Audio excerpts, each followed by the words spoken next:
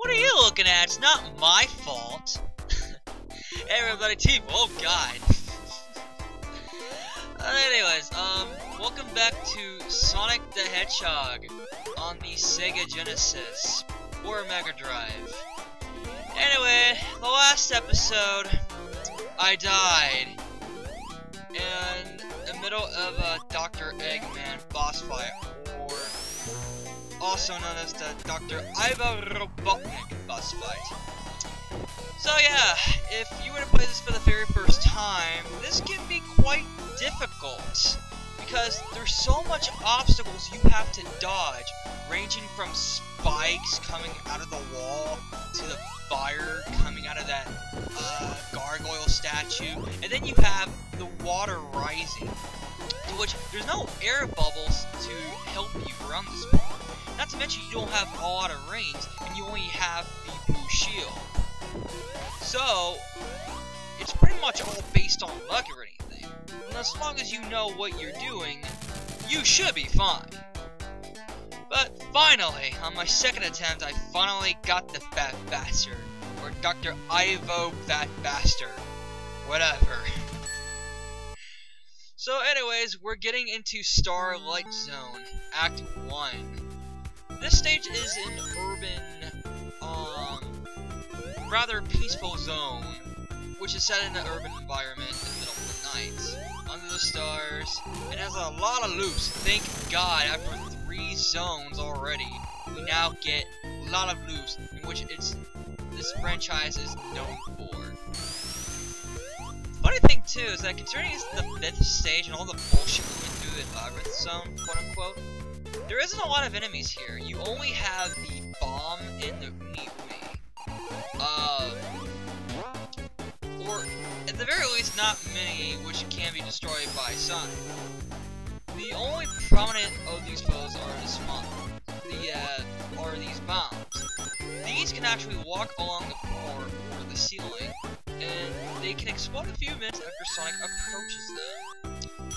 So, and also one of the big mechanics in this level, which is also done in the sequel, is the dropping staircases.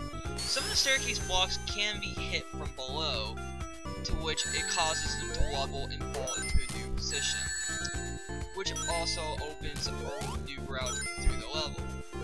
The only hazard you have in this zone is the giant drops into which your character Sonic can fall to his death.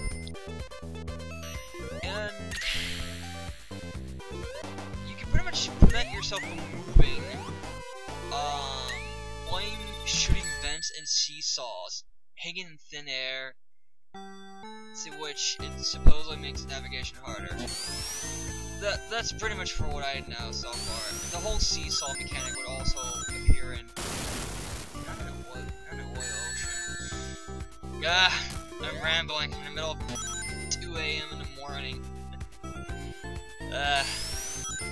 And the only thing that this game has done to raise the difficulty is the removal of the checkpoints in this stage. There's only one post in the entire zone. I don't even know where it is.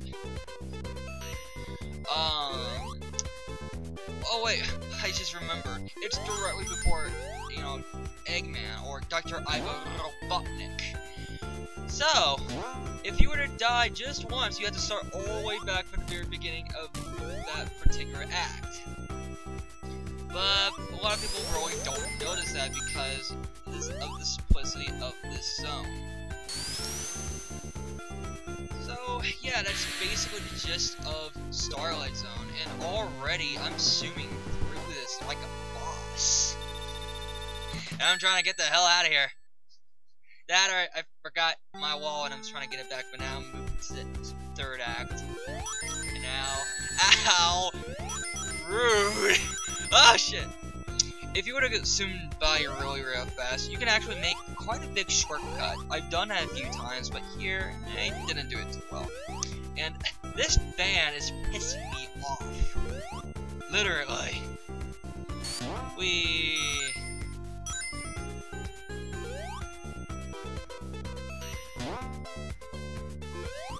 How are these seesaws just floating there? it's a cartoon and everything, but you still gotta ask yourself how that's physically possible. I mean, you have a hedgehog that's spinning really fast, trying to fight this bastard who looks goofy as all hell, and he wants to take over the world by using 6 emeralds in which they possess, you know, big power, which has potential power to pretty much rule the world or whatever. And you have seesaws in which it defies the laws of gravity. I don't know. Why I did that, I don't know. There it is, that fucking checkpoint. But when you hit that checkpoint, you pretty much render yourself with no rings if you were to dive into this boss the first time, which makes the boss fight a little difficult. What you're supposed to do here is that you're supposed to hit the spiked balls right back at it. What I alternatively do is that I pretty much do, well, not that, I pretty much use Sonic as the, I pretty much, you know, do what I just did earlier,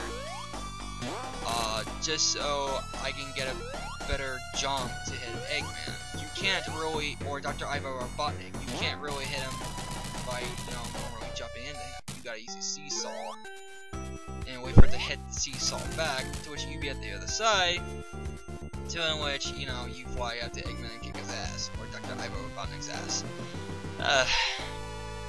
And now we're getting into Scrap Brain Zone. Oh dear. This is basically a trapped-filled industrial environment. So much dangerous machinery. There's saws, flame vents, disappearing and rotating platforms. It's a mess. I ask myself this very day, even though it's a cartoon, how does one employee, let alone a lot of them, work in this environment? How do you try to navigate through the bathroom, for example, with all this shit around you? I question too much. But,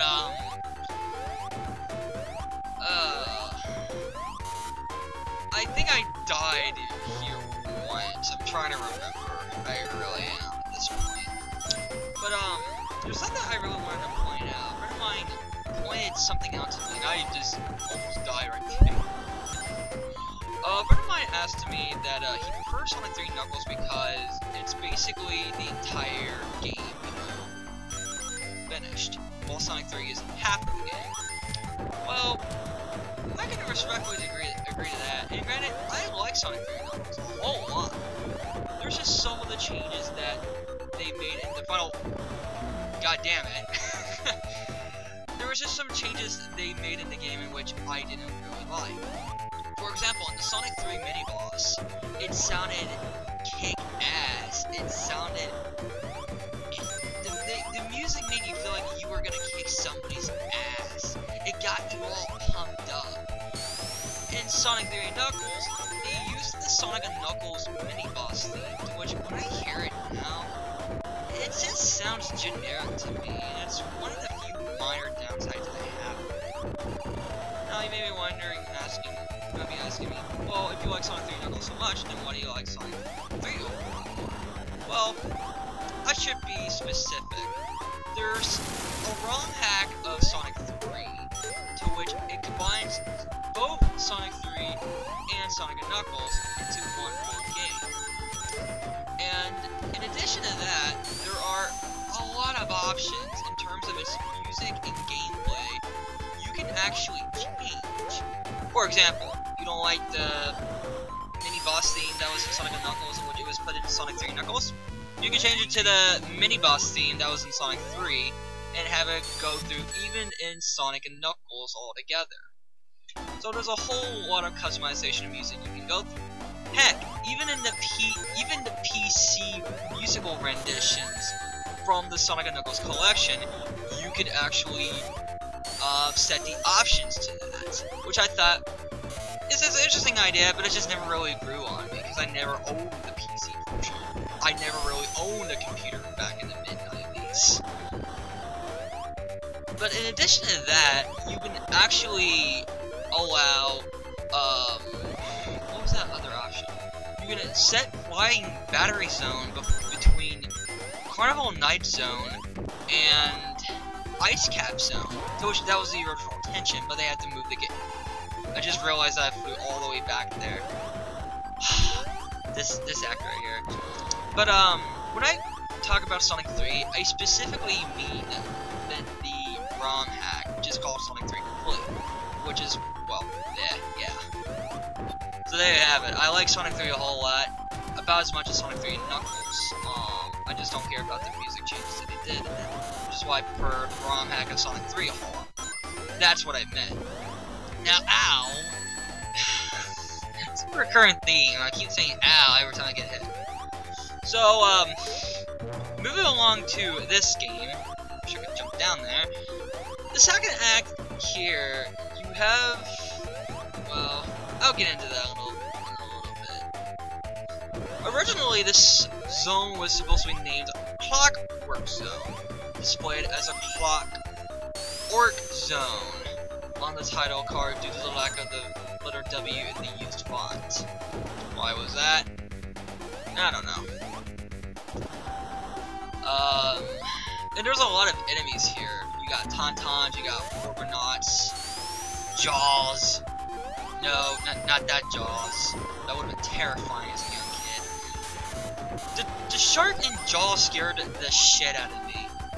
And the sad part too is that when I was 5, I thought the Shark and Jaws The Revenge, aka Jaws 4, was scary.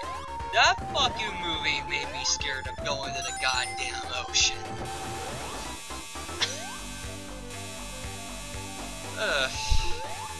Anyways. Buzzsaws. Ah, God. You wouldn't think who got decapitated. You know, I don't think it's gonna happen, but I imagine this. A ROM hack of Sonic 1, but with Sonic dying in exquisite, mature, graphical ways, such as getting hit by a buzzsaw, he gets chopped in half. Or if he gets hit by a spiked ball, he gets impaled by it. I don't know, I don't think it's ever gonna happen, but who knows. Now, what I did there was that all I had to do was just stand on the right side of the results screen, well, off screen, and at the last moment I jumped left while pressing the jump button. And there's Dr. Eggman, also known as Dr. Ivar Robotnik, saving himself from a force field, and he draws him back to the active Scrappy Brain Zone, which is just a recolor of Lava Zone. This zone was a lot of fun. Let's put another one in. Now, keep in mind, this part is actually short because I actually took a shortcut. Unless you took the shortcut, you will be here for a long while. I never taken the long route because this route is just so much quicker.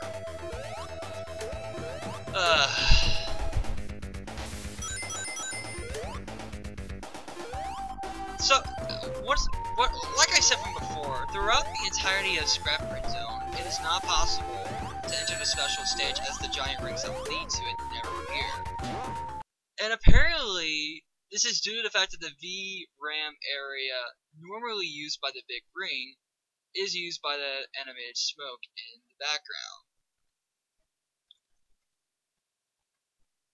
Oh yeah, I just realized that the part is over. Oh well. Tune in next time as, well, we go through the final part of Sonic the Hedgehog. It seems that time has flied by pretty fast. I'll miss this playthrough, but it's time to get it over with anyway. Tune in next time. See ya!